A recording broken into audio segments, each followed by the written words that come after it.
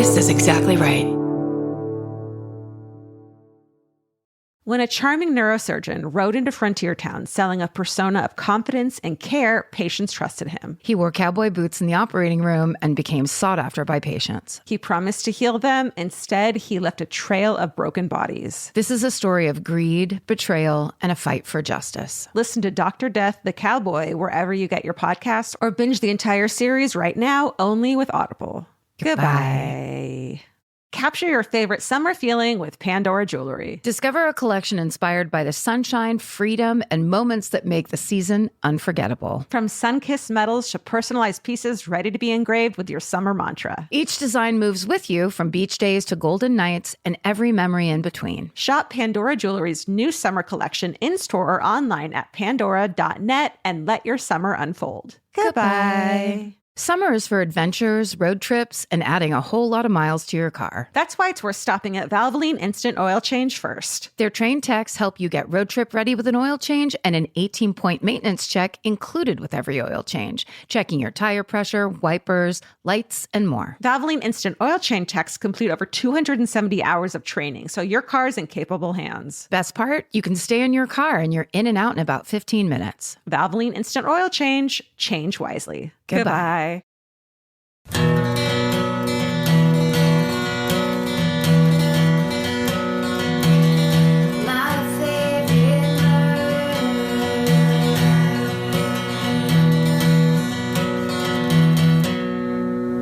Shall we? Oh, yeah. Are you okay? Yeah.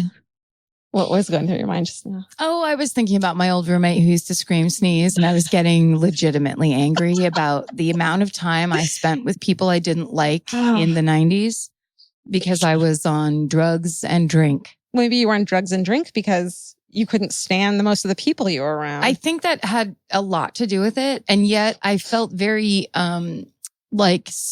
fakely loyal or something, or like I was supposed to make it work out somehow. But if you're friends with a scream sneezer, cancel the friendship immediately. It's the most obnoxious habit in the world. Like, what happened to you that you need attention when you sneeze? My mom. What happened to her? I don't know, but she scream sneezes. Wait, she listens. We can't talk about her anymore. She's fine.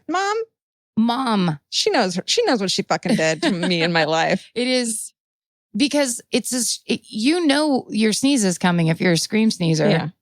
I don't. She's so all of a sudden it's someone screaming. She loves attention. You're completely right about that. Yeah. Like that's a thing. That's a connection. Yeah. Mom, I love you, but Jesus fucking Christ. I mean, she knows. She doesn't care. Yeah. Do you think a lot of people think that they just started this podcast accidentally, like skipped the beginning of it, when really that was the beginning? That was the beginning. We're trying new beginnings. It's called complaint. We're just a hard complaint at the top, angry complaining. Then we go into our pre-written intro. Go ahead, Georgia. Okay. Hey, thanks for tuning in to My Favorite Murder. My name's Georgia Hardstark. And my name's Ken Kilgara. And this is we've been practicing this for months. We wrote it and then we sent it off to a professional editor. They sent back some suggestions. Yep. God, that was a great beginning of a podcast. You're welcome for being fucking professional. That's why this episode's so expensive for you guys. Yeah, that's right. It's because of this amazing high quality writing. Yeah. How much money we spend. We don't even say, have we said the words My Favorite Murder yet? I think I mentioned it. Okay, good. Anyway. Do you want to just kick right into Corrections Corner? Absolutely. I have one. Go ahead. No. Okay. Because I do have like one that I fucked up last week. Oh, well. By not stop trying to steal my thunder. Why? What'd you do? So this mass shooting in Australia led to crazy strict gun laws, which is amazing. And everyone who messaged me was like, we thought that the Sandy Hook shooting was going to be the same incident. Right. And we think you're a terrible place because it wasn't. But here's ours. Here's this positive thing. And it's great and amazing. And we're all very happy with ourselves. Did you tell them about our saltwater taffy? Because we can be pretty great when we try. Yes. There are people who have major problems getting guns to kill children specifically. Wait, yes. they don't. The problem is they don't have major problems getting guns. No, I meant they have problems in their lives. Yes.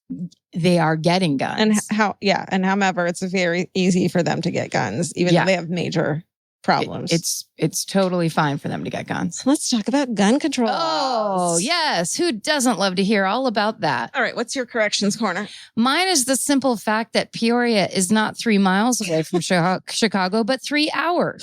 Okay. And I swear to fucking Christ, every single person in the Midwest texted and tweeted and told me about it.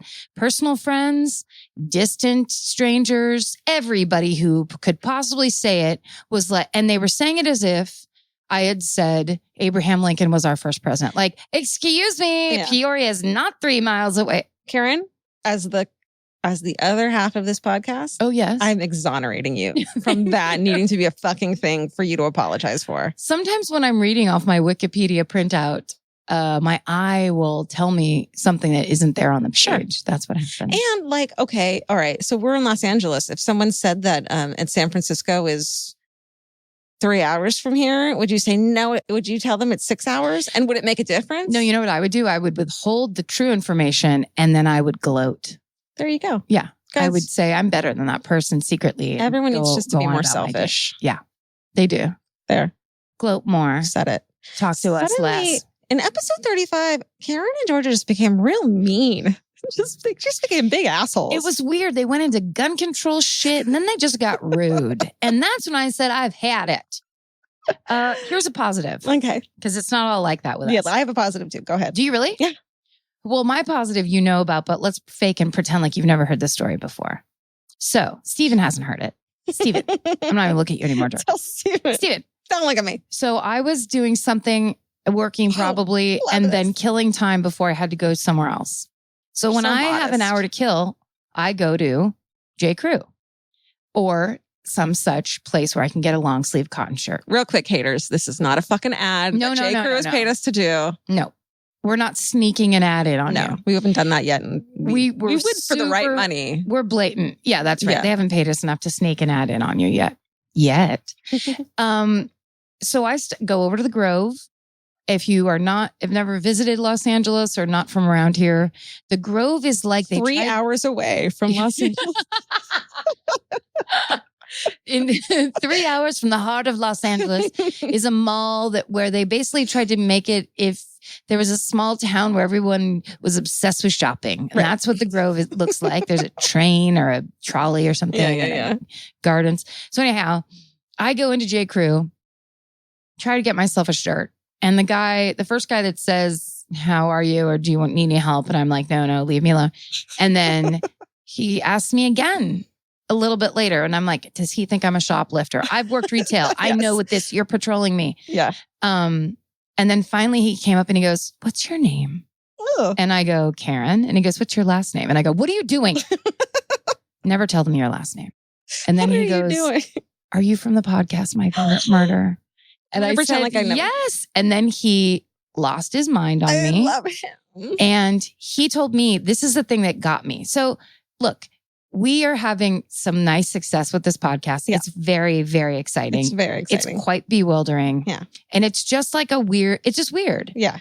But I didn't think we were to the level of people recognizing us from a podcast at the Grove. No, that's the Grove is like the biggest. It's like tourists go there. Yes. It's like a big thing. Mario Lopez does a show from there. Mario fucking Lopez does a show from there. It's a high-end recognition spot. Definitely. So Trey, who is the young man who was talking to me. What's up, Trey? You think they're listening right now? Yes, I do. Because what he told me was that the J. Crew of the Grove listens to our podcast when they shut down at night and have to fold down the store. I love you. So he couldn't believe that no one that he closes with was there to see. Do you think that they all think he's lying and now this is happening? Well, girl, we took a picture to prove. And then someone wrote to the Twitter page and said, I can't believe I wasn't on shift when Trey met Karen from My Favorite Murder.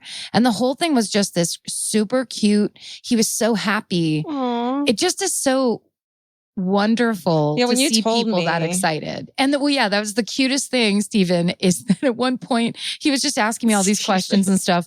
And then at one point he goes, where's Georgia right now? I was just like, I honestly don't know. That's so cute. All right. So we're going to do a personal appearance. We're going to do surprise drop-in. Oh, a J. Crew closing shift drop-in? At the Grove. Yeah. Right now. And then everyone turns around to the door, but we're not there. We're shoplifting. I'm going to go in there and shoplift and see if anyone says a word to my face. You know they won't. So deal with that level. That's Steven, awesome. Get on this level of fame that we're now all on. Steven, you're going to get recognized next. Not me. I hope so. No. I'm waiting for someone to yell to me, like a transaction or like a thing. And then for someone to yell, stay sexy. Because that's my dream, is that someone doesn't say they recognize me, doesn't say listen to the podcast, but when I'm leaving our interaction, our transaction, or whatever the fuck, a parking lot, they yell at me. They do a shout out. And I will fucking scream at the top of my lungs. Don't get murdered. Will you scream sneeze at them?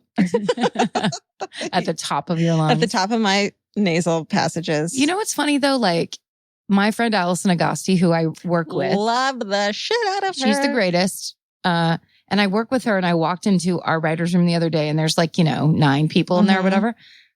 And she goes, I was listening to your podcast, and then I got all embarrassed and shut her down, basically. And I later had to go, sorry, I received that incorrectly. I was like, it's that thing where it's super exciting, and I don't want to overly be like, let's talk about it for 5 minutes. Yeah. Because I'm so judgmental of others that I'm positive I'm going to get that judgment back. Well, I keep hoping my parents will then do it, and I can be like, no, it's a big, they don't care. Right. Oh, my sister started listening. Oh, right. This is a miracle of all miracles, is my sister Laura is now a listener and constantly texting me things we need to do, things we need to say, stuff we need to talk about. Let's have older sister corner. Yes, of how bossy older sisters are. We should, for sure. She had some very interesting observations about the JonBenét special. Hey, speaking of, not to segue corner you right into what we're doing, but let's take a casual, super casual, quick break. Did you just flip me off? Mm-mm. Oh, you lifted your middle finger while you were taking a drink. No. It was very subtle. I actually flip people off like this, where I barely move my it's just your outer two fingers and side fingers. Yeah. I just very slightly let my middle finger up. It's more feminine. I just remember in elementary school, because everything got scrutinized and everything you did was stupid to everyone. Yes. That the way you flip people off was made fun of. Yes. So I just got really good at doing it correctly. So you do the one where it's two shorter fingers. No, you don't pull all your fingers down. I pull all my fingers down. You pull all your fingers down. That is the proper fuck you. Oh, instead of this? Yeah, I don't know what that is. This is California. That looks like a cute little bird or something. This is NorCal fuck you, where you kind of leave your surrounding middle fingers up. They're like between the first and second knuckle.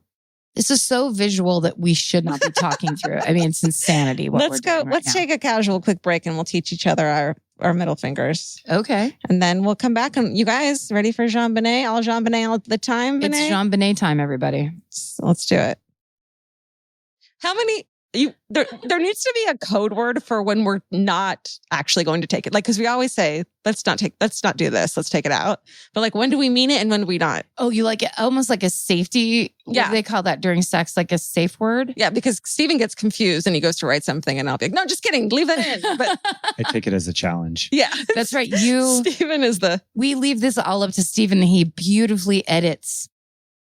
Can you imagine if he just had to the whole thing is this kind of insane bullshit, and then Steven... What if Steven's our cult leader and it's just whatever he says goes? That's right. No, I'm in the basement. I have no basement. We're in the basement. This is like the Alamo. And we're back.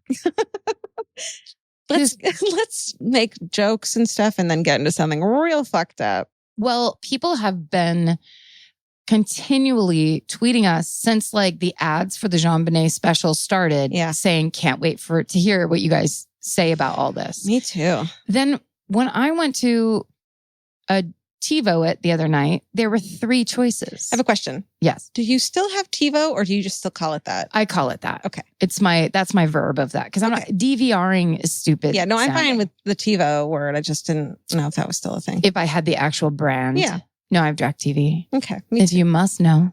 Again, no one's paying us shit for any of this. Shit for fuck. Shit for fuck. If they want to give us fuck for shit, then they can mark it. they can email us. Mark this, Steven.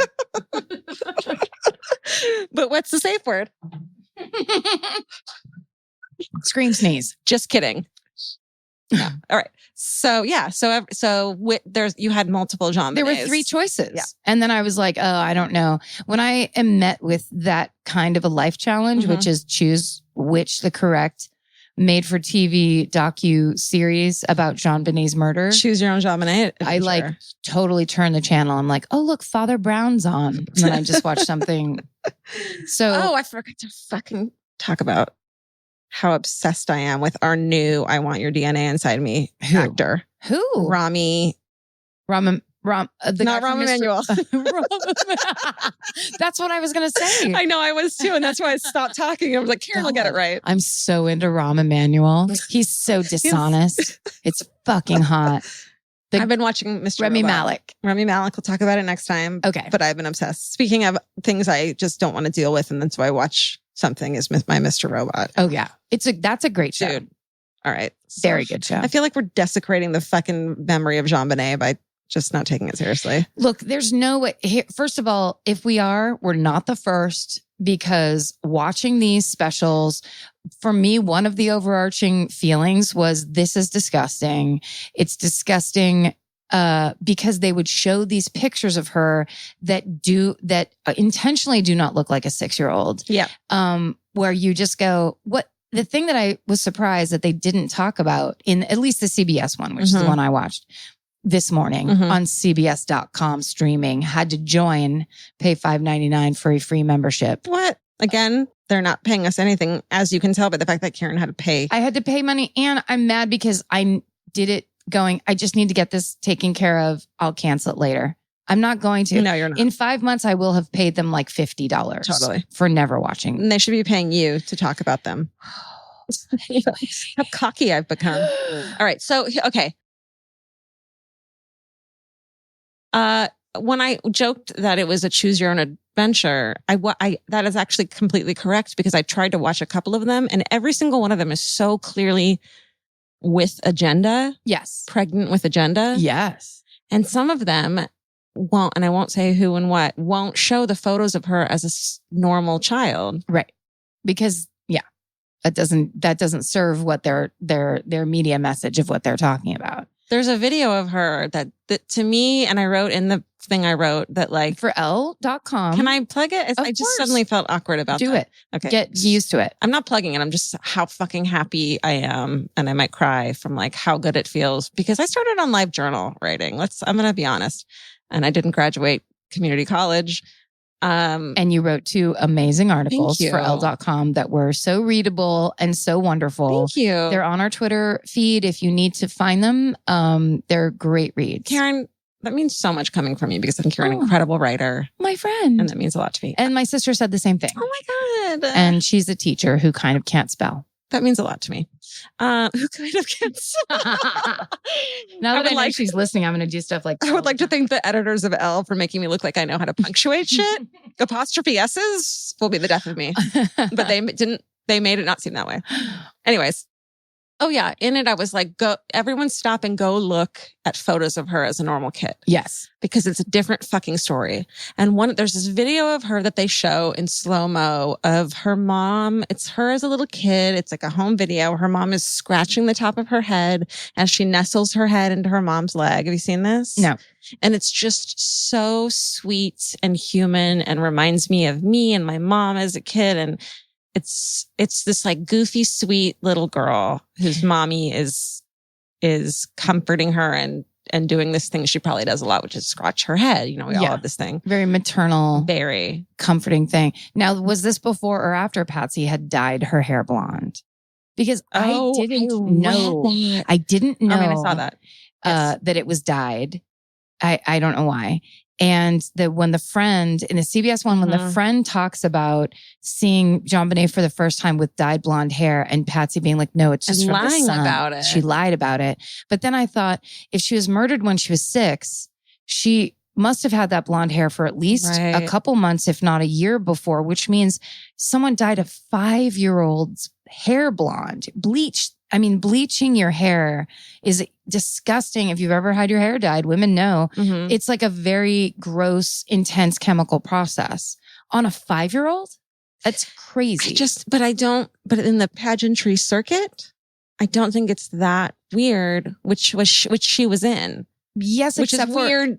That was my point, is no one talks about that the pageantry circuit is basically a strange, weird commercial for pedophiles. And there's no reason you should have a 6-year-old girl dressed like an Atlanta heiress or Harris.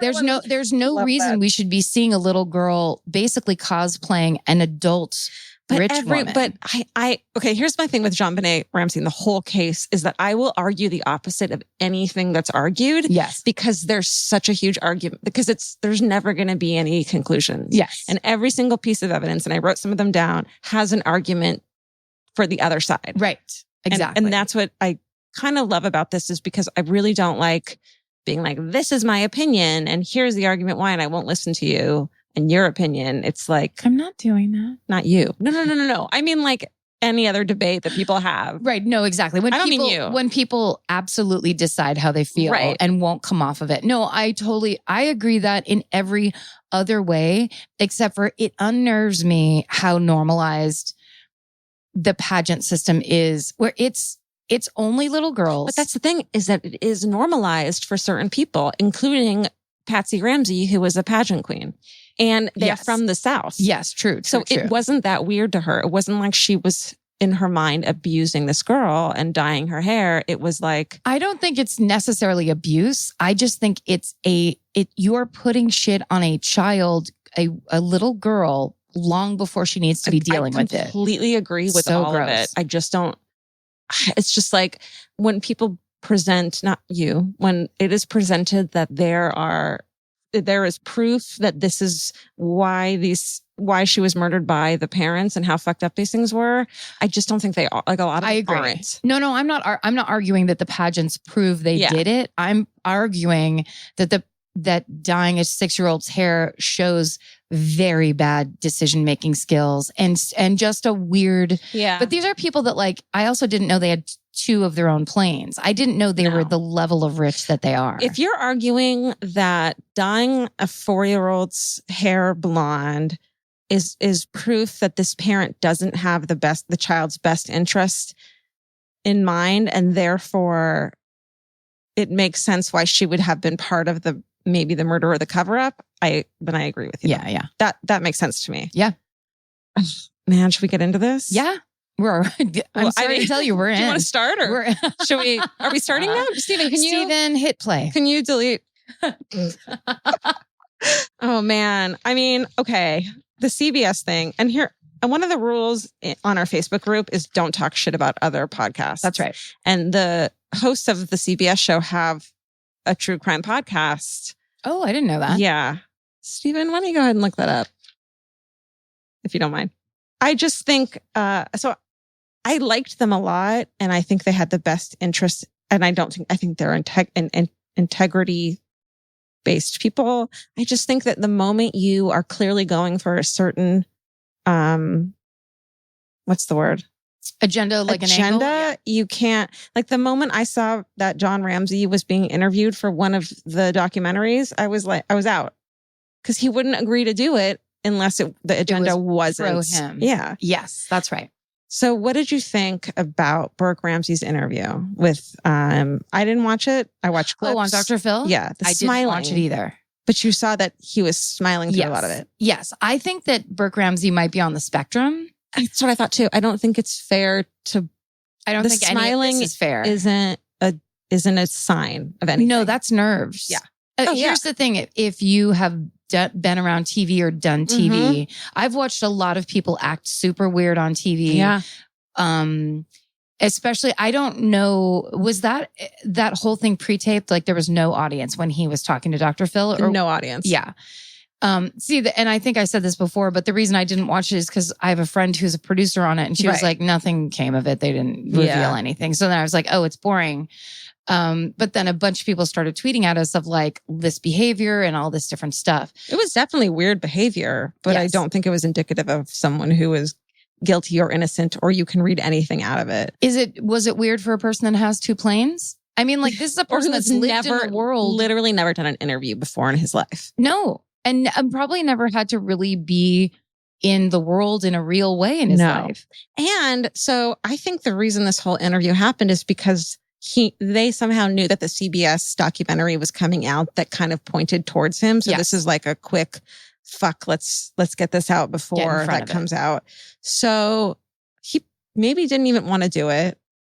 No way did he want to do it. He's freaked out. Oh God. Oh my God. There's so much to talk about. But he also, he's already suing CBS. Is he really? That's what someone told me at work today, because we were all talking about it this morning. Shut up. Yeah. And because I said, everyone was talking about why possibly would they have reduced it from 3 or 4 episodes to 2.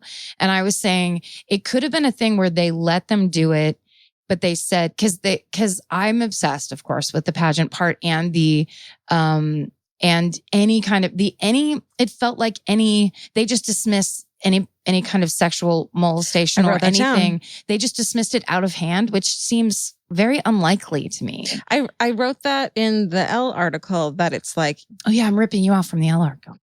Can you not? I'm going to sue you for. It was my idea. I'm going to sue you for what's it called when someone copies your shit? Just copying. Steven, make me sound smarter in that clip.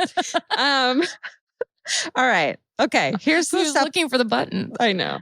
Your button knows. Here's the stuff I liked from that I didn't know about from the CBS show. I really loved.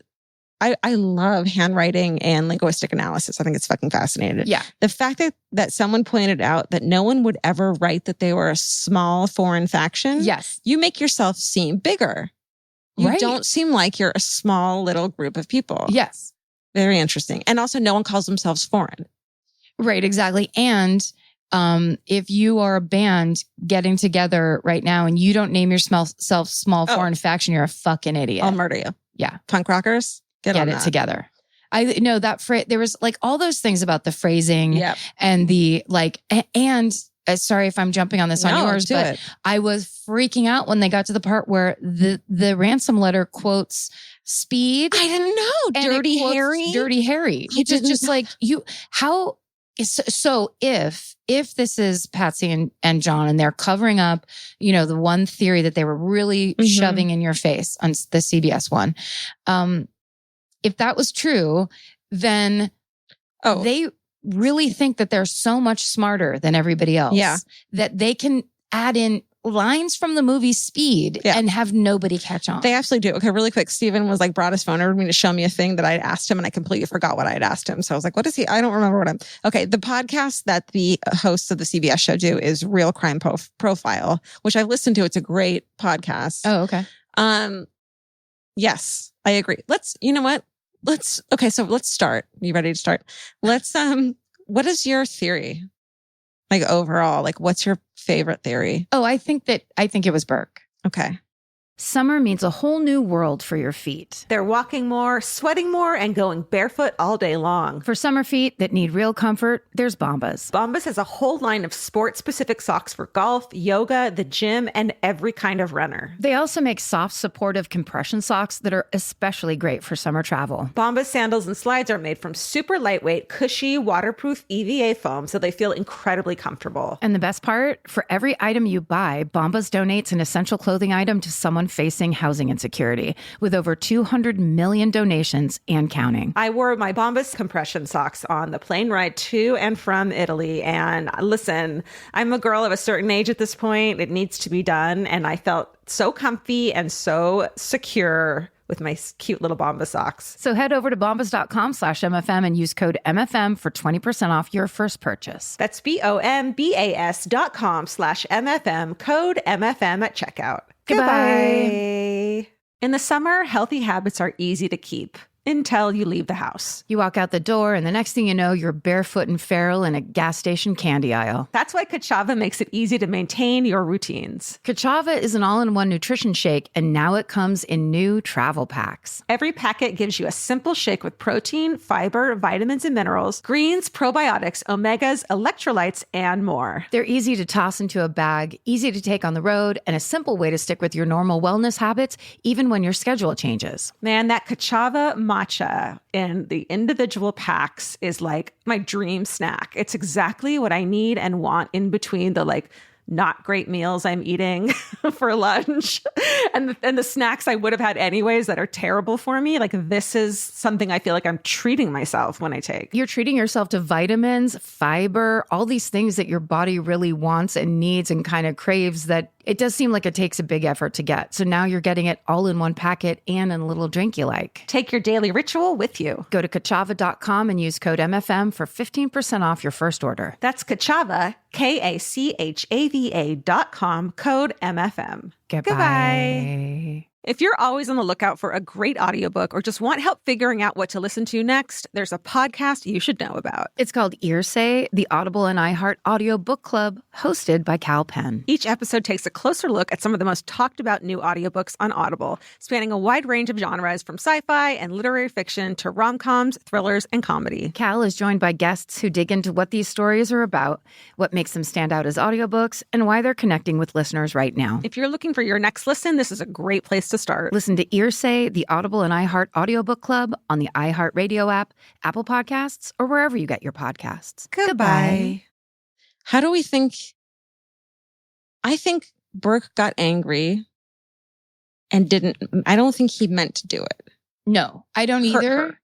I think he wanted to hurt her. Yeah. I think that, but a lot of the stuff that they named that was like, oh, God forbid that he do this or that is all stuff little kids do. Brothers and sisters especially are really mean and vicious with each other.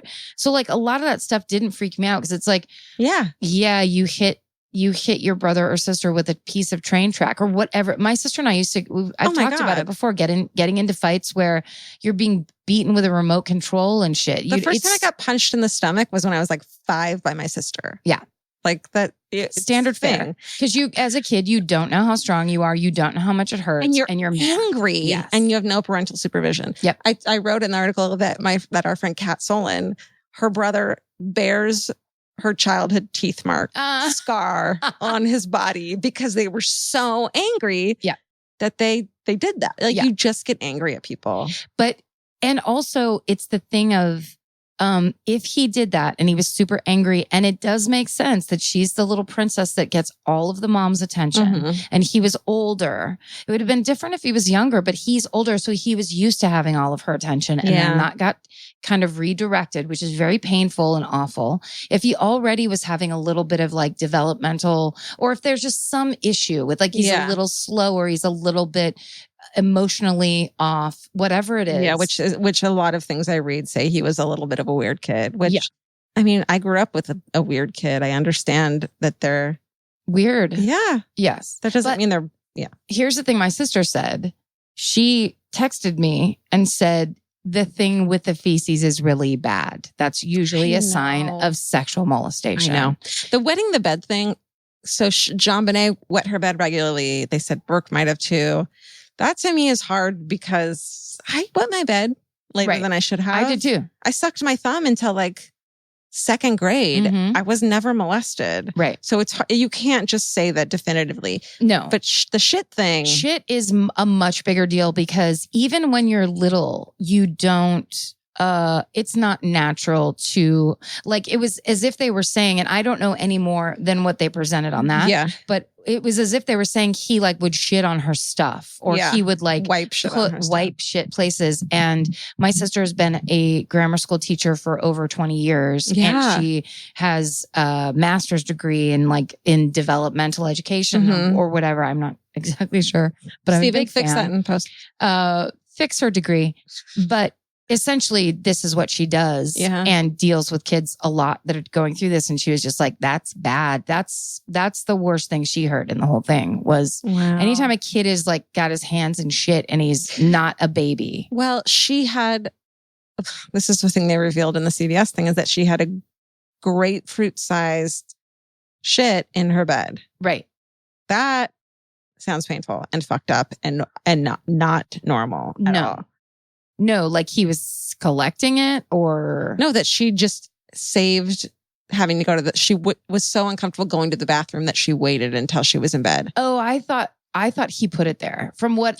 because they said the maid found it. Right. And I was thinking that he was like trying to wreck her shit because the other stuff or was make her look like a gross. Yes. Can I say that like I feel bad for Burke in this whole thing. It's very bad. And then I read something, I made everyone on our Facebook group and send us their theories and send us what they found that was interesting and their thoughts and everything. And one of them was that Burke actually doesn't know that he caused that blow. He might have done it and they were like, go to bed. And he doesn't remember it.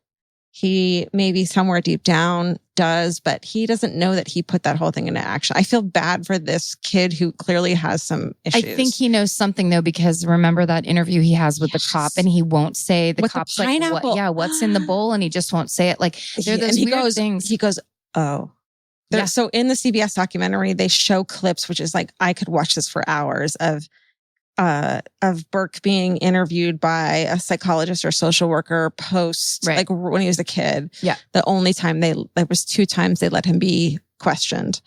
And in it, they're talking and it's amazing. They show him a photo of the table, the crime scene table, which has a bowl of pineapple out with Burke's fingerprints on it. And in JonBenét's stomach after she died is an undigested piece of pineapple. Right. And so the social worker, the psychologist shows Burke a photo of the pineapple and says, what is this?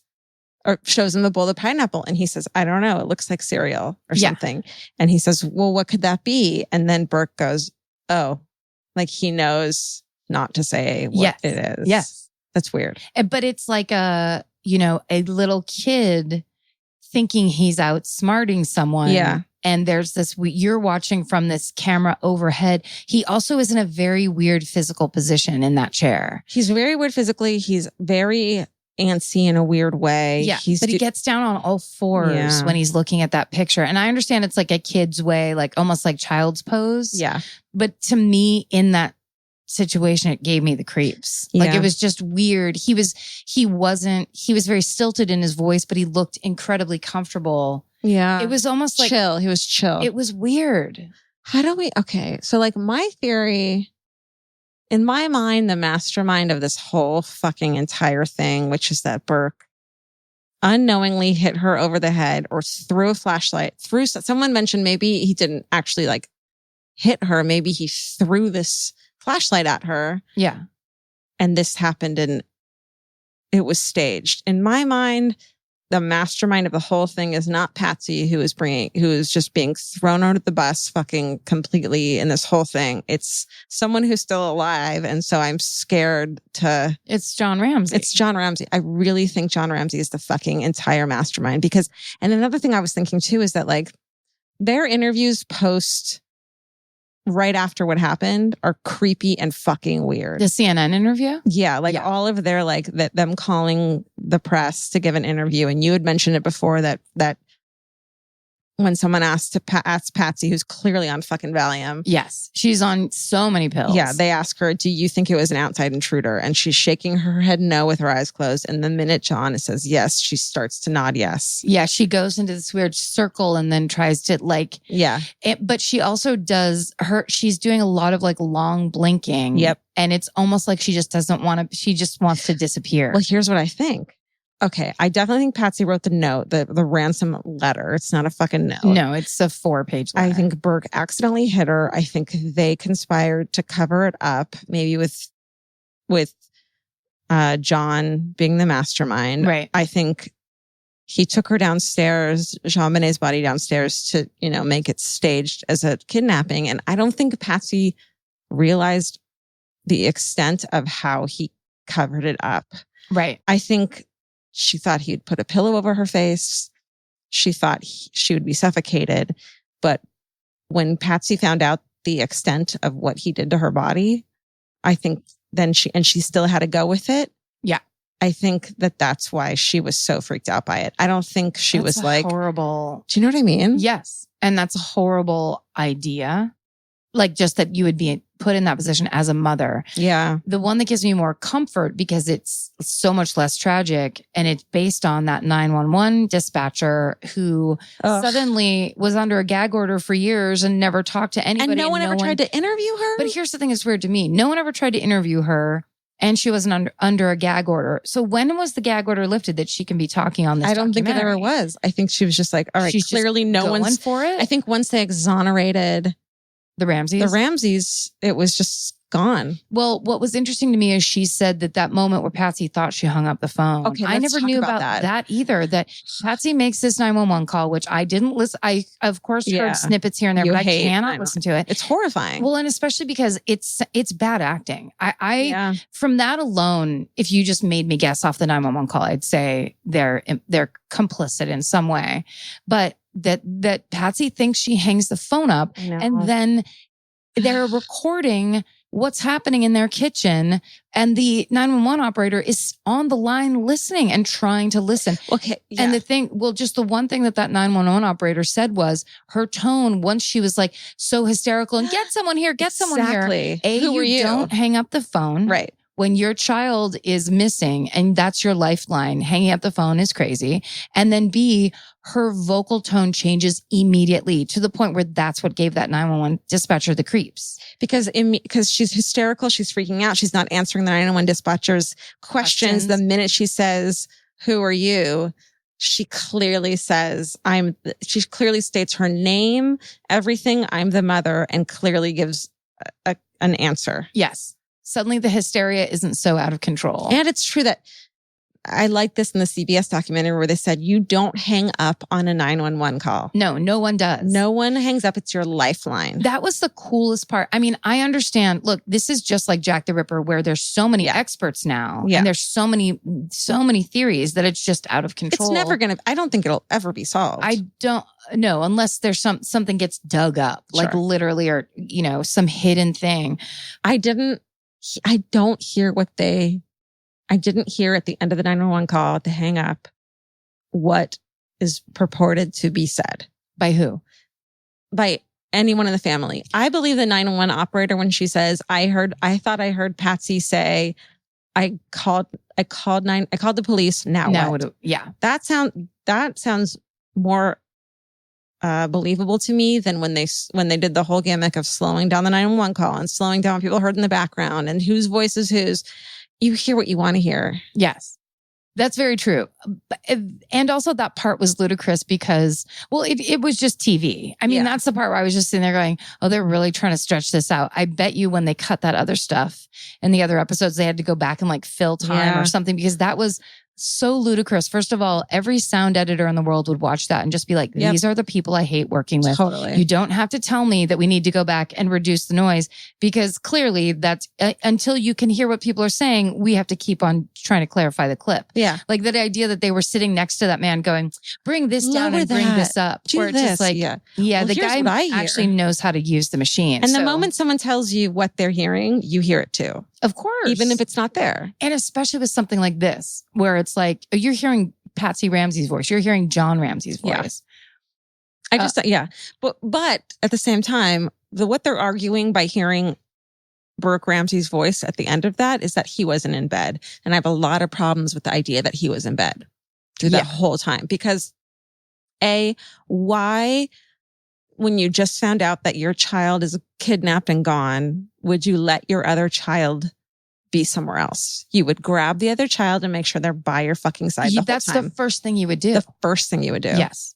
Why didn't he get out of bed when he heard his mom flipping the fuck out to see what was going on and what was wrong? Well, what he said in those interviews is he's a real deep sleeper all the time, always. Right. He's using words like, I'm always. I never hear anything. I'm always a deep sleeper. Okay. Prepped. Yep. So that's why would they lie about that?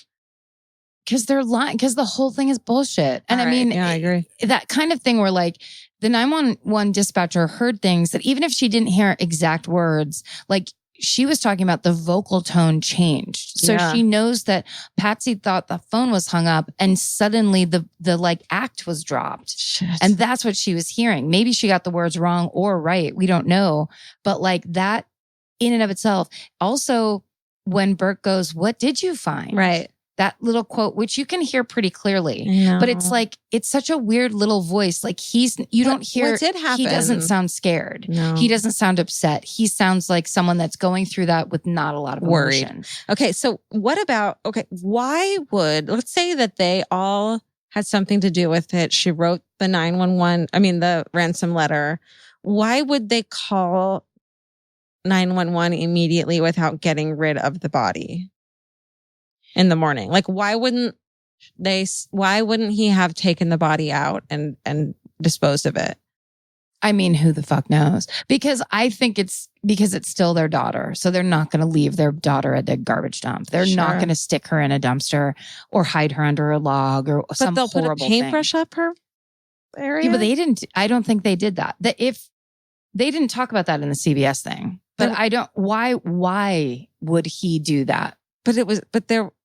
From what I can tell, problem with this case too is that there's so many things I've heard about. For example, that there was a dictionary in someone's study turned to the word incest. The only place I've ever seen that is in, forums of people writing about the case. I've never seen that in a actual, crime scene write-up. Yeah, that sounds like something a 7th grade girl would say. Yeah, there's so much shit in there was a book open on the desk. You guys, there was so much shit. There is so much shit that I'm like, well, I heard this thing was what they found, but it's not in the autopsy report. So why would it? It's like weird gossip, because people start talking about stuff like this and suddenly it takes on a life of its own. But here's the thing. I thought when they were going over all those the crime scene footage, who the fuck sees that their son killed their daughter by hitting her on the head with a flashlight, takes that flashlight, sticks it on the kitchen counter and leaves it there? That's the thing that you would dump and get rid of. And that's the thing that baffled. I kept saying, is this picture from earlier where they just know for a fact they own this flashlight? Okay. Well, I'm going to immediately argue the other way. Do it. Because I can and I like it. Yes. You're fucking freaking out. You had to start a ransom note 3 times because you're freaking out. You don't think to move this one piece. I just don't think you think everything through. And there's no blood on it, as they showed by having this fucking most fucked up kid in the world hit a goddamn mannequin with pigskin and a wig. All of that, I say shame on you, CBS, because that was not necessary. It was super creepy. He looked like a little child actor, but his eyes were a bit wild. The whole thing of that was gross. Honestly, that whole time I felt so bad for the hosts, because you can tell that the producer was like, you have to fucking do this. Yes. And both the hosts were like, I'm a fucking journalist. Yeah. I'm a fucking we're trying to find out actual answers. Yeah, and you need this clip. The lighter version of that is the cop that volunteered to get tased twice. I wish the kid had done it. A 6-foot cop who is 200 pounds is being tased to show what it might have been like for JonBenét, which is like, sorry, none of this equates. This is that and when they were in a parking lot and the hosts were going to go speak to the Ramseys that couldn't be recorded. And there was a whole 5 minutes of them waiting around in the parking lot for the host to come back and talk about unnecessary. The whole thing was unnecessary. I think they were trying to be verite, but it was also, they're like, so we've got this insane interview that we've been waiting for, but the guy's like, not on camera, but I'll tell you what I know. Yeah. You just can't record it. Nope. So they need the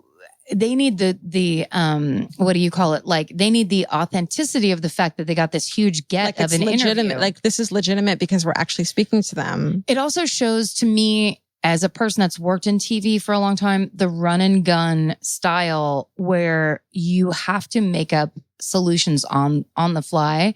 And if you were thinking it would be cool to work in TV, just go and look at Eddie Schmidt, the producer of this show, standing in the Safeway parking lot, watching all the beautiful SUVs drive away while he stands there with the cameraman. For 4.5 hours, probably. Waiting. Yeah. They ate a bunch of Safeway donuts and just kicked it, waiting to find out what happened, because that's what it's really like. And you know what?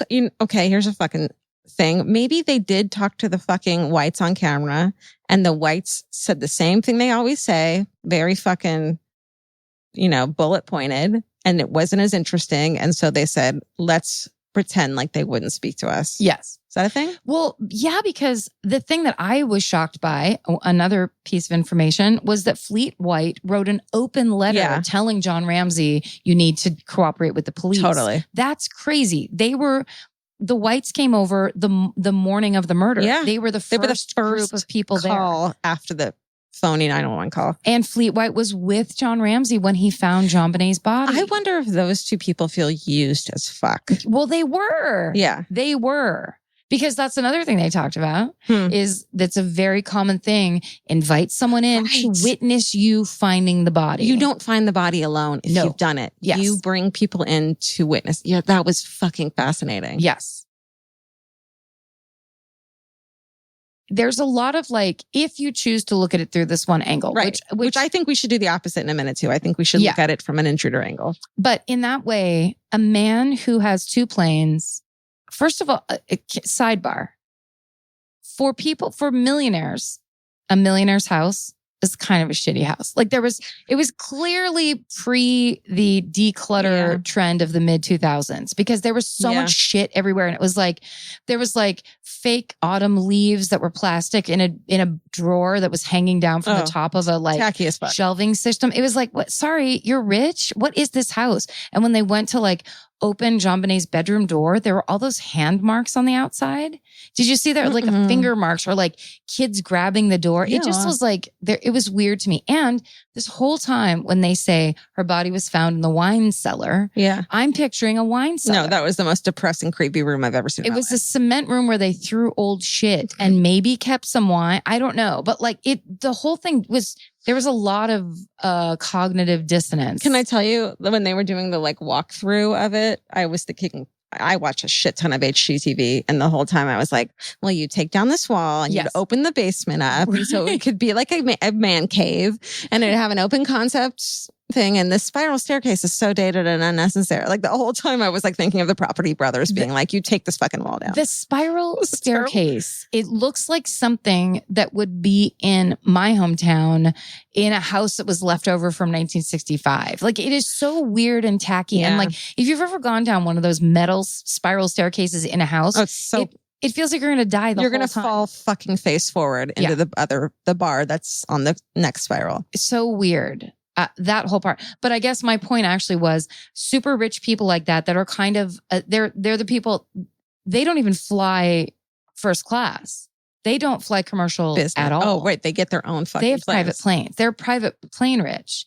These are people who think they can get away with whatever because they already are up above the fray. They are not anywhere near Judy and Johnny Lunchpail. How crazy is it that she was 21 years old when they got married? Yeah. And he'd already had a whole family. He was then?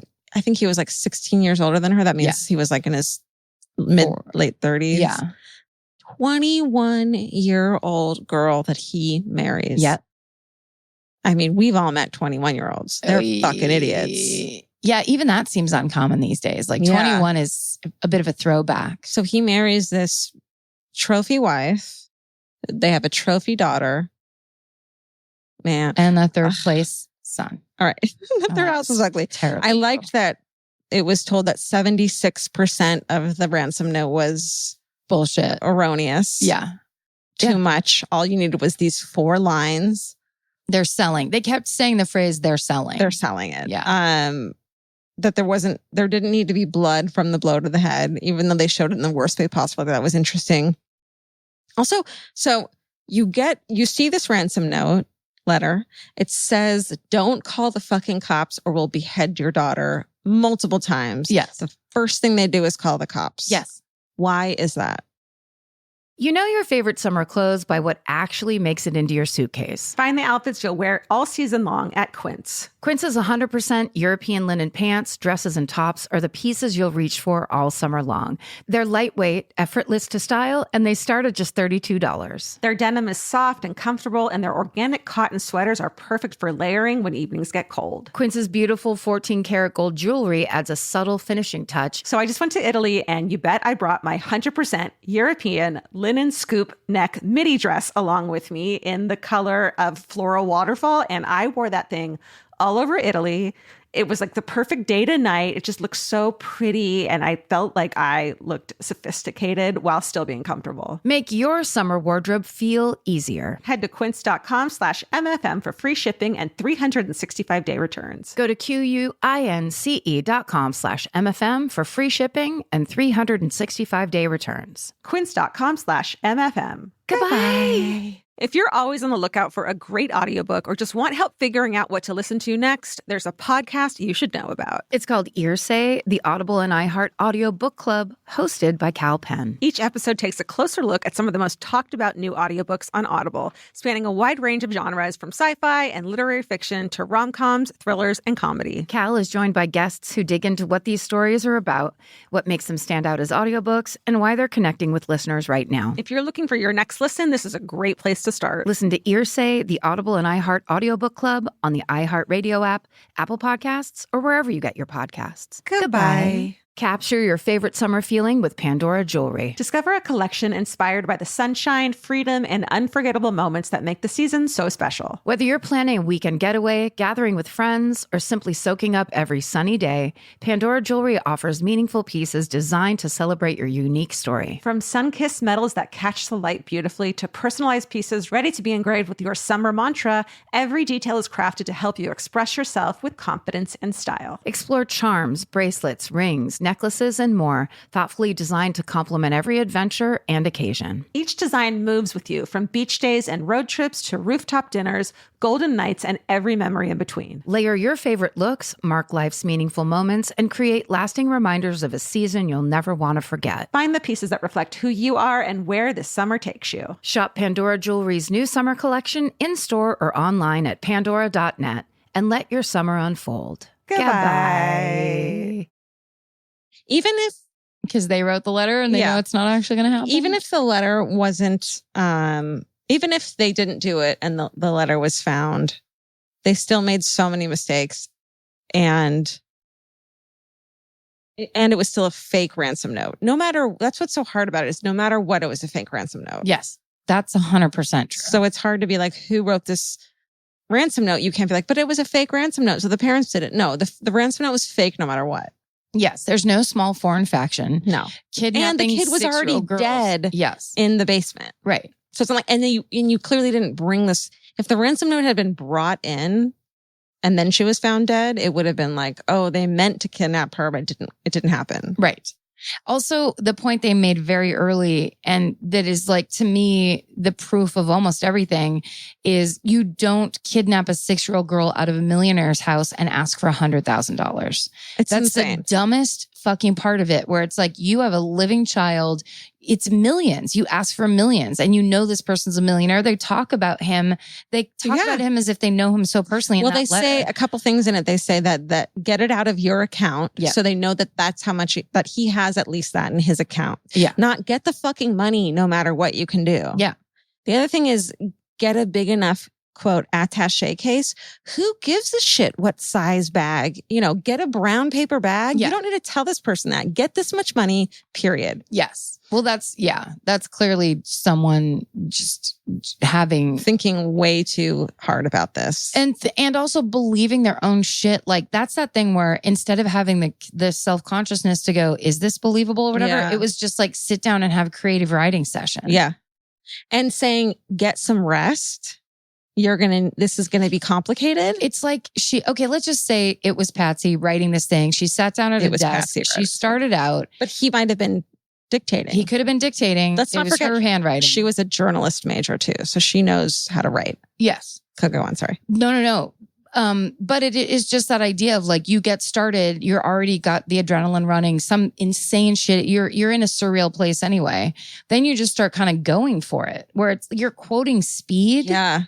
You're like, here's what she died. The girl dies. Here's what people who have seen too many movies about it think that a ransom letter is written. What about can we skip to the part where they interviewed the gardener and he talked about Patsy Ramsey coming out to talk about the OJ verdict?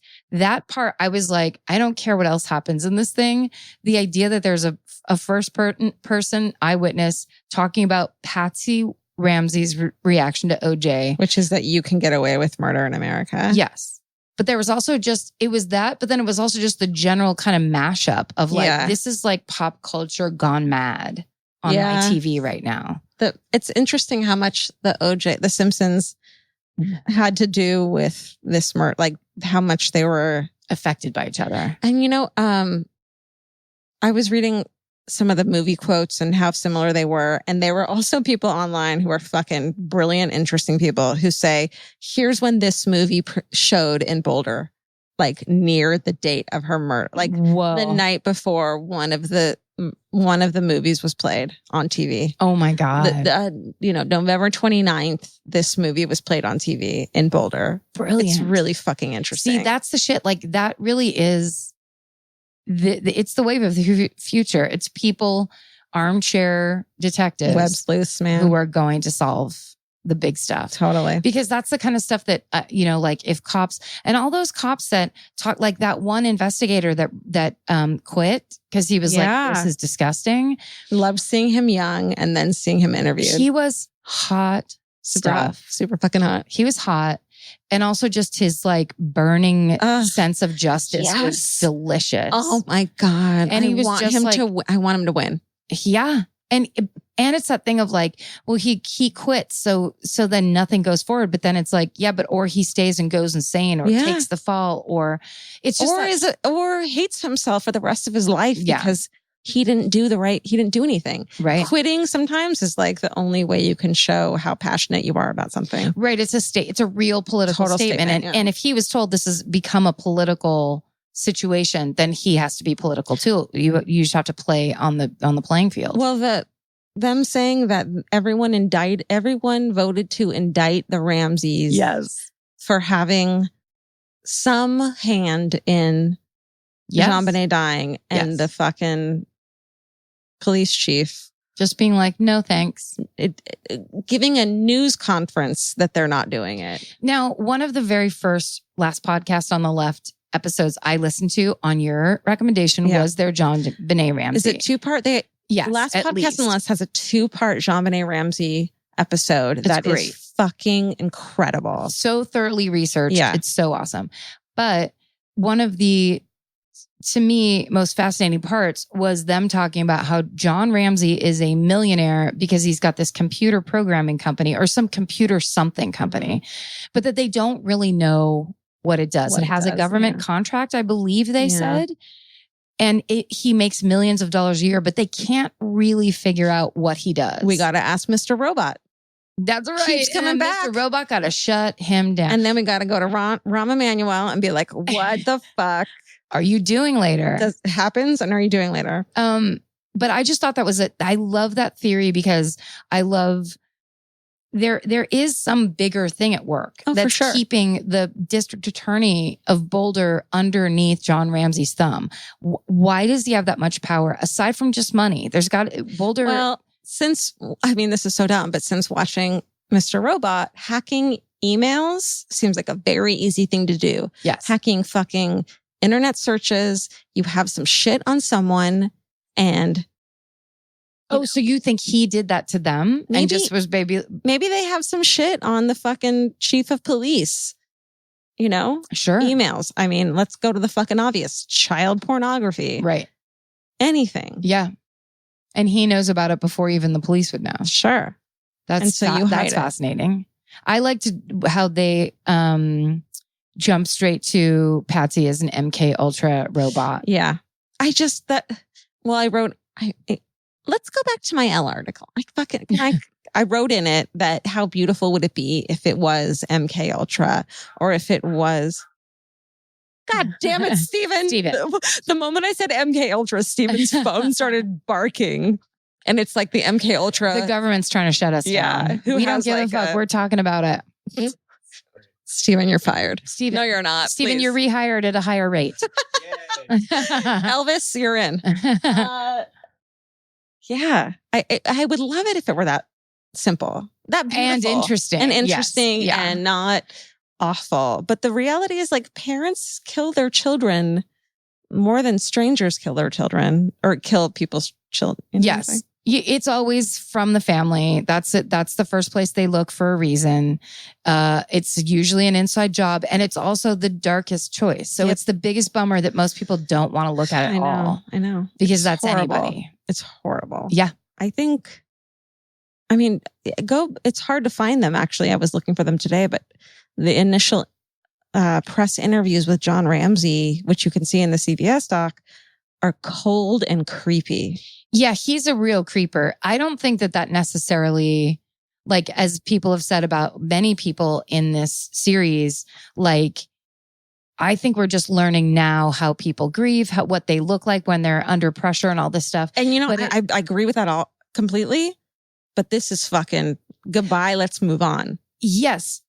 It's very, it's so telling once you re-look at it and like aside from thinking exactly who did it or exactly what the situation was, I just know that like my father, like if you're talking about someone who just died, baby, you even if you're a man and a strong man and you were in a war, you whatever, yeah, your child, you would get choked up. The words are coming out of your mouth and you're listening to them.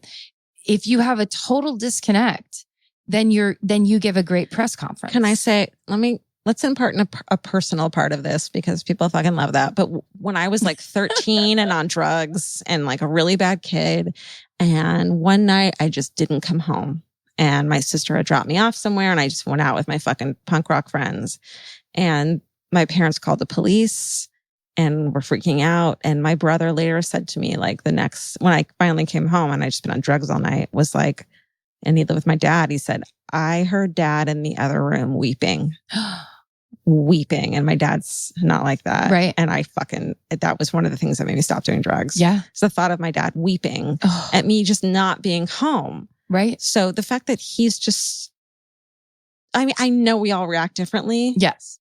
But the reaction, his fucking demeanor is cold. It's incredibly cold. He doesn't put his arm around his wife who's crying. No, there's a real, he has a real B of A bank manager feel to him where he's letting you know your house is getting foreclosed on. And I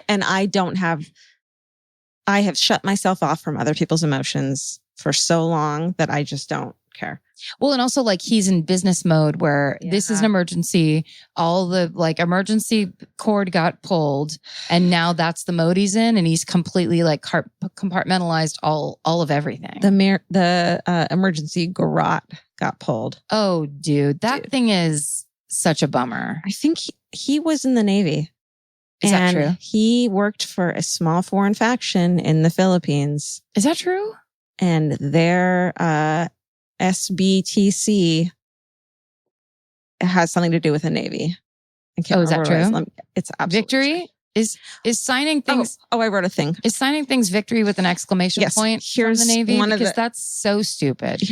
Okay. Although I am changing my email signature. Do you dare me? I might do it right. Oh my God, do it. Okay. So I read Victory. I read a bunch of shit I read a bunch of, mostly the comments on people's blog posts about what it was were fucking more interesting than the blog post. Yes. One of them was on Web Sleuths.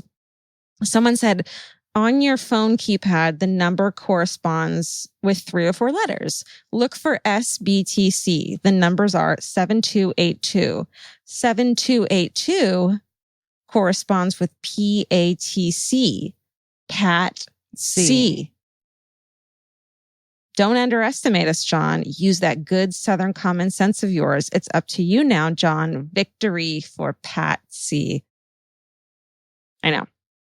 But what is that? Victory for Patsy? Patsy. So maybe Patsy. No, I mean, I know it's her, but I don't know. It's one of those. Yeah. Isn't that interesting? Yes, it is. It has nothing to do with it. Well, also that's a really good way to make up a code. Let's do it right now. I mean, pick one. What's your name on Hard here? Kill. Hard kill. All right, here. Let me write some. I wrote a bunch of fucking thoughts. Why sign a ransom note to begin with? Right. Nobody signs a ransom note. No one expects you to put your name on there. No. Did you know there were also, and we should do a quick let's do the side of it was an intruder because there's a lot of them. Okay, let's do it. there were 38 registered sex offenders living within 2 miles of the house Mm-hmm. in Boulder. Yes. That's a lot. That's a lot. And Boulder small. JonBenét had been to the pediatrician over the last 3 years of her life 27 times. That's a lot. That's too many. That's too many. Wait, was Patsy some kind of a weird? She might have had Munchausen by proxy. For sure. Yeah. Okay. That's what that says to me. Okay. If Patsy had nothing to do with any of it and John did, it makes sense that she's the one to, like, who, if someone makes the panic 911 call, the other person is telling them not to read the note. It says not to call. Yes.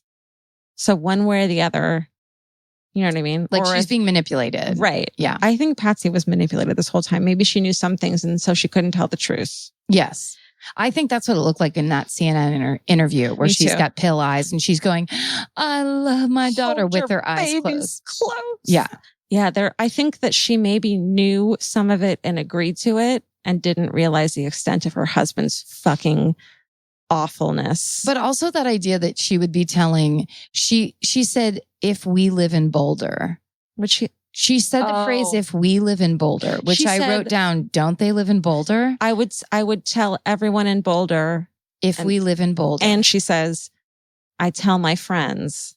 So it's this like weird thing of like, who are you telling? Yes. And she's saying, there's a killer out there. Hold your babies tight. Yeah. But the idea that that's a given. Yeah. Like you don't have to underline that if you're this mourning mother who. As if she didn't, because she was very protective of her children. Yeah. Oh, you said in your Elle article, you said the thing about we have to stop using the word panties. Oh, can we not? It's so true. But you know what I thought of is Dr. Henry Lee has such a thick accent. Yeah. I bet you the word underwear was hard for him to say in the same way that I would not be able to say anything in any dialect of Chinese, and I would have to keep it pretty like clear and basic.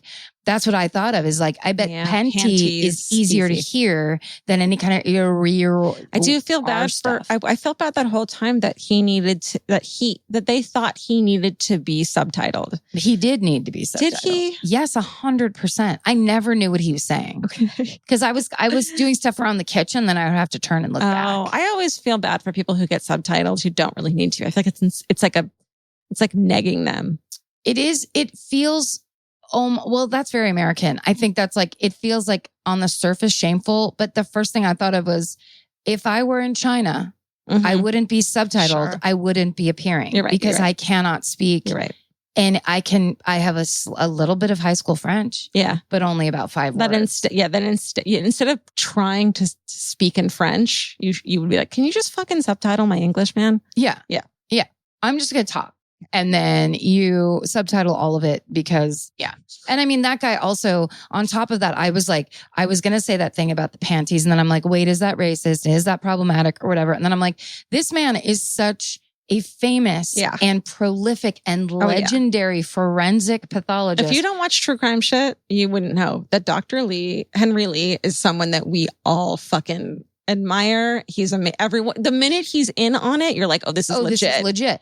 And also, he has a building. They went to his building with his name on the front of it to talk about some of that DNA stuff. So, like, there's no sweat off Henry Lee's back in any way. Absolutely not. Yeah, and he's also not going to bullshit. He's not going to be paid to do a show with his opinion. No. Because they need a certain opinion. He's not going to lie. No, I feel like all of those scientists really were there because like this thing is fucked and we need to look at it and at least just organize the paperwork at the very least. I agree. The show was great. I wish we could see the last unaired portion of it. I want to know what they cut out. Yeah, I think they fucked everyone over by not showing that.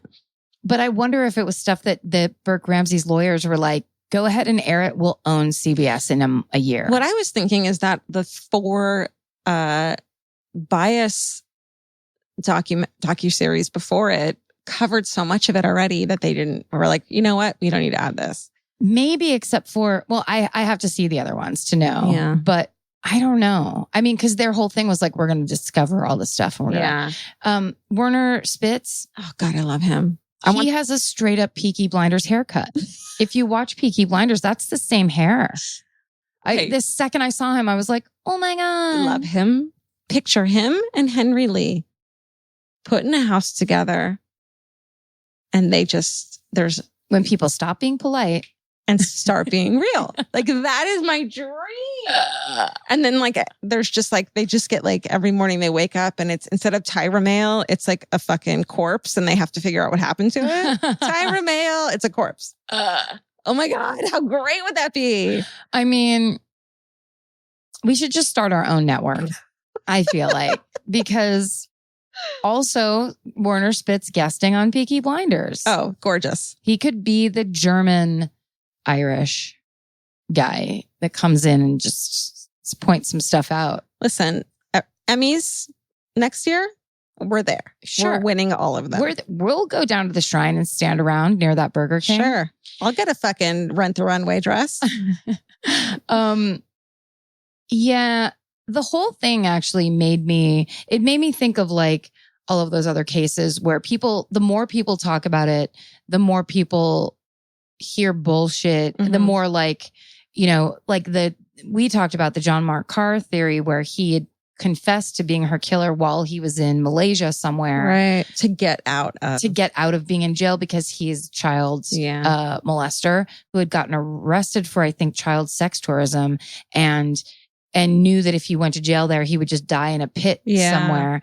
And so he confessed to killing JonBenét and then was extradited. That's really interesting. And when he was extradited and everyone was talking about it, my sister gets a phone call from our childhood friend. I didn't tell you this? You did, but I don't remember it. And she goes, oh my God, see that guy on the news right now? That's the guy from my church group I've been complaining about. And apparently John Mark Carr lived in Petaluma and was in my sister's friend's church group and was the guy that everyone's like, I want to cancel a church group next week. I feel so weird. He was creeping people out and super weird, super just bad vibes, suspicious. And then, I mean, how satisfying would that be? And then you see him basically confessing to the murder of JonBenét Ramsey. The minute I see him, when there's the clips or the trailers to a JonBenét fucking, docuseries and I see him, I'm like, oh, this isn't legit. No, I don't want to hear about him. No. He has nothing to do with it aside from sensationalism. He should just get a big red herring costume because that's all he is. Should we? All right.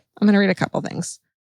Felicia said she did some digging last night and feels super confident about the Burke theory. She learned some things she hadn't before. Okay, this is interesting. There was a 14-year-old girl that was sexually molested by an intruder about 9 months after JonBenét was murdered, very close to the Ramsey home. Quote, Amy was sexually assaulted in her bed by an intruder that they believe was lying in wait for 4 to 6 hours before the attack. While they were all asleep, he was never caught, and the Boulder police disregarded the mother's suggestion that he could have been the killer of JonBenét. Amy and JonBenét Ramsey attended the same dance studio. Ew.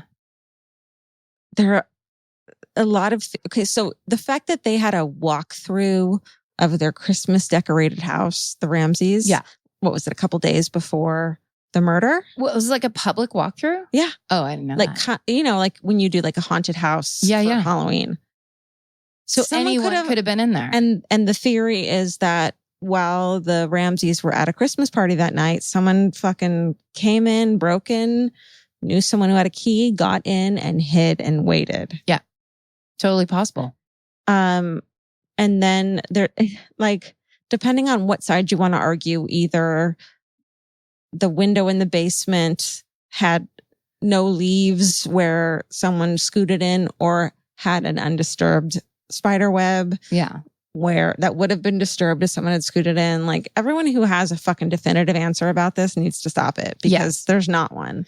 No. And that's the crazy, the Cobweb one, watching them on that one show, going in and out, where I was just like, yeah, but then there's the one time where you don't touch it at all, and because you're really skinny because you're on meth, or this or that, or you're careful. 1 billion, yes, exactly. The thing that I thought was very suspicious was first of all, they're these millionaires. They have 2 planes, but they have a broken window pane in their basement and they don't fix it. Like, I'm the most irresponsible person in the world.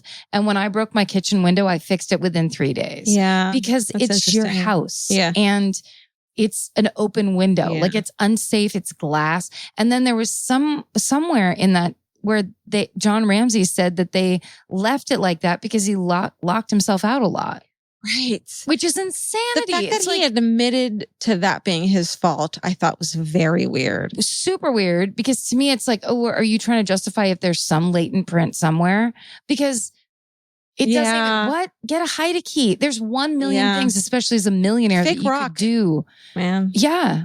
Buy a second fucking house. Like, there's all these things you could do instead of breaking a window and leaving it that way. I thought it was really like, there's some things that to me were like, well, if you want to argue this thing this way, you say this. If you want to argue it like there's things like the taser marks.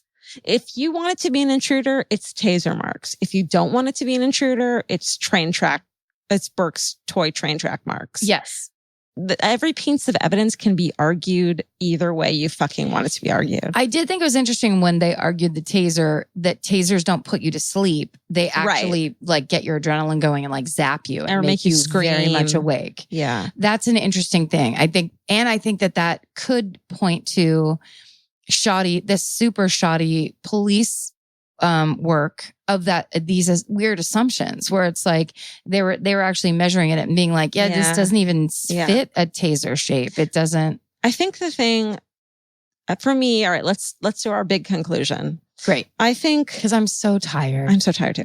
Let's do the thing between I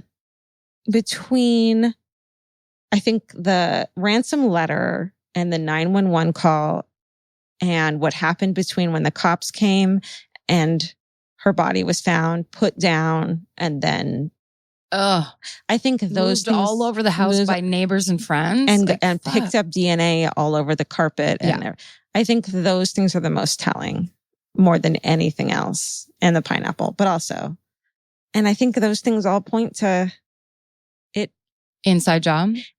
And it makes more sense to me that one of the 3 people aside from JonBenét in that house that night had something to do with it more than a stranger or someone else outside of it. Yeah. It just makes more sense. It does. I mean, the thing that's maddening, I guess, is that it could be a little bit of everything. Yeah. It could be an intruder who opened that window and saw the suitcase in the room and put it there because he was like, I'm going to go get that little girl and take her out. There's all these things that it could be a little piece of each. But yes, I agree and believe that the ransom note is a lie and it's a fabrication. And the 911 call's bullshit. I don't buy her level. It's acting and it's not good acting. And then the fact that Maglite flashlight fits the hole in JonBenét's head perfectly is devastating, like proof that, or at least devastating proof too much. But it's that thing of like, it suddenly made sense of like, she did yet another irritating thing to him and he grabbed something nearby, threw it at her, or like ran behind her and cracked her with not it, knowing. Yeah. You don't have to be like, crazy, the good son, evil child to make a terrible mistake. To me, Patsy and Burke are Patsy's and John's the puppet ego. Master. Yeah. Ego. Well, he's going to take care of business. Like the worst case scenario thing happened. Yeah. And he's going to fix it. And did you know that? So out of all the, I really like the, when they take apart the ransom note and look letter by letter of who it matches. So, oh God, where'd it go? So all these people were, get my notes from under my cat. Oh God, where'd it go? Well, 100 people, their handwriting was compared to the ransom note. Everyone was cleared, and everyone keeps saying like, well, Patsy Ramsey was inconclusive. Out of the 100 people, hers was the only one that wasn't cleared. Yeah. That was, quote, inconclusive. Yeah. She also wrote out the words $118,000 instead of the numbers. Yeah. Yes. Nobody fucking does that. No one does that. When asked to rewrite the ransom note, she did that. But I have so much sympathy for her. Well, yeah, the idea that she would know that her child was murdered and then have to be a part of the cover-up, have to be the voice of the cover-up. Yeah, the grieving mother. And so then balance those feelings of you actually really did lose your child, but now in the name, just say if it's the Burke, in the name of your other child, you have to continue on and do this thing. Yeah. That's a sickening proposition. Especially when you're someone who appearances mean so much. Mean everything. You and I don't give a fuck. I'm sitting fucking spread eagle right now with shorts and I don't give a shit. My roots need to be dyed so bad that strangers laugh at me on the street. And yeah, to be wrapped up in that world, that trapping of it is its own pageantry. It's an adult version of that of look at my home. Look, now there are balls of shit in my daughter's bed that my son put there, but children. Please look at my Christmas tree. And you're still winning. You're still going to win the crown if you're the fucking best at it. That's right. It's just different. Insanity. Also, there was that one quote where a little girl, and it's the woman that was interviewed. I call her the wine friend. That said, I was, turned out, cast out from the friendship, where I was like, yeah, because you talked to fucking reporters and you clearly just like ran blabbing the second you could. Totally. But she said that her daughter had gone up to JonBenét's room with her one time and was looking at all the trophies and said, what are these? And she said, I just won those, but they're really my mom's. Yeah. Thinking, first of all, I don't buy that actually happened. That sounds like an anecdote someone would write on Twitter about their brilliant child. Yeah. Because it's such an old soul kind of thing, knowing that's like her commenting on the reality of her own life in a way as if she's not a part of it, to say, yes, my mother's very wrapped up in my career. Talk about this on CBS when I'm dead. Yeah. It doesn't make sense. For a 6-year-old, maybe if she was 8 or, who knows? Everyone wants to make their kids seem like an old soul, but really they're just fucking, they scream Sesame Street songs at the top of their fucking lungs. They're new souls to everybody else in the restaurant when your child's screaming, so shut it. Oh no. Was that enough JonBenét talk for everybody? I think it was a lot. I think I'm done talking about this anymore. Yeah, unless there's new information. Yeah. I would be interested in new information, but I feel like we've just hit a peak at true zenith of JonBenét reporting and also just that it's this thing of everybody going, true crime so hot right now, true crime or whatever, where it's just like, yeah, but we don't need to keep talking about the same thing over and over. The amount of research I've done on this person this case that I'm really very interested in, and I feel a lot of fucking sadness and pain for the victim. I feel like if I keep fucking searching it and getting into it and talking about it, I'm desecrating her fucking memory. And I can't keep looking at fucking autopsy photos. No. And it's not good for your brain. No. Like you're not related. You don't work on it. You don't put yourself through it. I saw a picture on Twitter Moments this morning because there was nothing. I was up at like 6 and there was nothing going on Twitter. Yeah. So I made the grave mistake of touching the Moments button and seeing what the story was there. Thing. And it said something about JonBenét, but the picture was one where I was like, is this Angelina Jolie? Like her mouth is open and her head is tipped back and she's got all kinds of fucking makeup on and her hair's brushed away from her head. So you can see like her tall forehead and she truly looks like she's 20 and it is such a sexual picture. Yeah. And that's the picture Twitter Moments chose to use as the JonBenét headline picture, not the cute one where she's got the little bangs and the little hat and she just looks like she's on vacation. Yeah. It was like, she might as well have been like grabbing her own neck. It was such a sexual like perfume commercial. Let's stop doing this. Let's stop it. It's gross. To her. Poor baby. I mean, it's not going to stop though, because it's so fucking salacious and it's so mysterious. She is we're going to file her away as a sweet baby Angle. And she will be in your and mine and my favorite murderers' hearts. And we feel awful and wish it would be solved, but it's not. It's just not. There's not. Even if it gets solved, people are going to say it's a fucking conspiracy. Right. Yeah. Keep your babies close.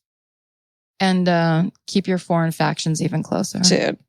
And the punk rock band. And stay sexy. And don't get murdered. Bye. Elvis, want a cookie? Want a cookie?